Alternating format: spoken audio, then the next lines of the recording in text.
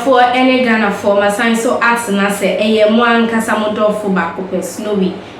Ghana for about Airbus in Semno, Eshas, yes, bass, yes, Mampenida da.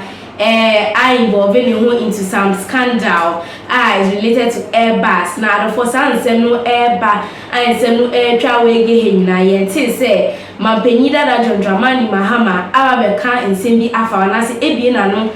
Akasa ede afasa Airbus scandal we hu amache se me hu se NPP4 communicator recently share nsem no nsuo ka se OSP enye hwehwemu amomko occupy ex-president John Dramani Mahama ni office ene ne kaka ho bebre na enye asemketwa ni nyina mu no people were expecting say ex-president John Dramani Mahama Eva baby na no akasa afa Airbus scandal no na yesi finally ex-president John Dramani Mahama awa baby na no akasa a reply Ghana for on this Airbus scandal. Na in fact Ghana for baby na withdrew on reply or diaba anase in some waka edi afa Airbus scandal no na adofo obi aniwa bebo no subo beka so no subo no eboni nti ojiatun even though so nimka so or still be deny enti adofo in tears na afinsi na say agony in pain senya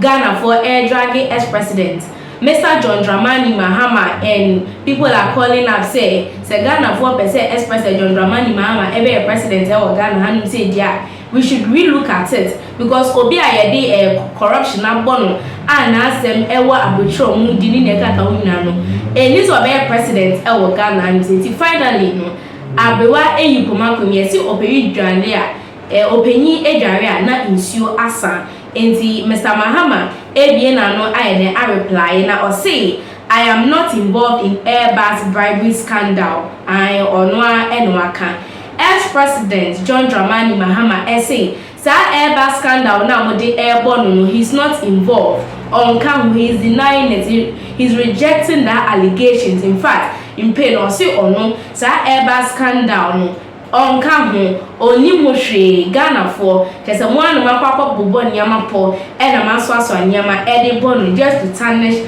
his image into your sin this Airbus scandal allegation now mode airborne no Onu Mr. Mahama eni mo hwe into your mama neka. Yes, Ghana's former president has distanced himself from the Airbus bribery. Well, he has distanced himself. Airbus bribery scandal in the stena, saying the aircraft were bought in the interest of the country. And you are saying that Airbus no and an aircraft no omokotoye in the interest of the country as at that time. He didn't buy it and I didn't buy it for their own selfish gains as Ghanaians are painting it into a say or can say. So Airbus scandal is making it clear today and tomorrow. So on Onimoshe. And Mahama said his hands are clean, insisting that the aircraft were rather bought at a cheaper price compared to what is on the market there. Into I say even Crampono, Sadia Moka say a price in the senior ton or cotton and boarding now Oshia na a cheap ewo a market in so cotton and board. You are saying that is even not the whole issue. The whole issue is that none boarding on the market, but they were able to manage to buy it at a cheaper price for the benefit of all Ghanaians. It's Ghana for Assembly. Mudrian was saying, so I see Airbus is still an issue of investigation for the special prosecutor.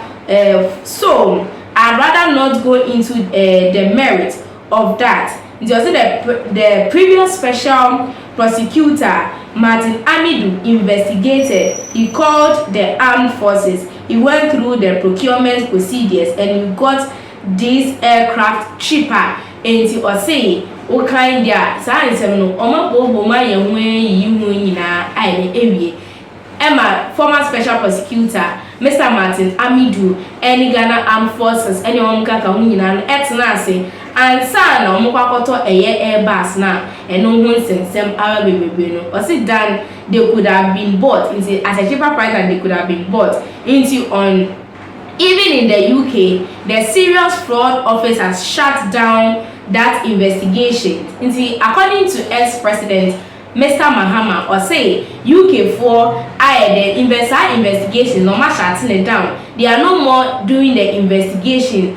Ghana for a moye the day and our investigation about for mumpo ye ban corruption na ye entire ban for it is so be ye castle be corruption one omo bear whatever they want to do to investigate that person side investigation, let alone here in Ghana, and you also or Surrey Ghana for someone you need any nitty and free side in seminar say and so we are just waiting to see what the current special prosecutor will say and you or say or no so the Ghana for or more train etienne current special prosecutor Mr. Kisi Ejapen and so Ebeka Ewo yes and the Airbus Ŵcandal now. In fact, before the said they should continue with the investigation because Ghanaians want to see where this investigation is leading to and answer wants to see the outcome of this investigations. And the ex-president Mr. John Dramani Mahama ain't every scandal na say or say on kaho or say onimoshe na allegation na mo one nyina enye nokre wan kwanko ye bribe bia ankwanko to Airbus ni body at the end of the day obenye hu mfaso na emom otoye to benefit every Ghanaian as at that time owo enti no full stop ewo as ex-president John Dramani Mahama has said or say or Kenya special prosecutor Ebeka Afasan Sebut. We are also waiting to hear what special prosecutor has to say about this. Out for Elena and Honsem no, middle AC one na ယာhock in Senfofro. Na Yakomo say Parliament approves a year $8 million syndicated loan. And recently, senya a year your friend is a young kasa young finance minister for budget and some of the loans has to be approved no a year $800 million US syndicated loan has been approved by Parliament.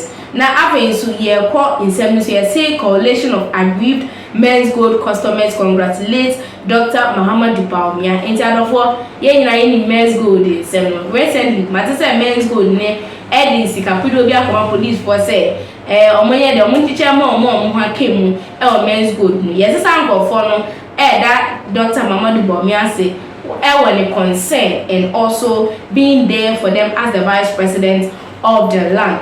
Now, Ghana man penny say Akufo-Addo will prevent Alan from contesting 2024 elections. ODK claims. And the ODK or say I Nyankopɔ say Ghana man penny will prevent Alan from contesting 2024 elections. Into one can say market or leave it.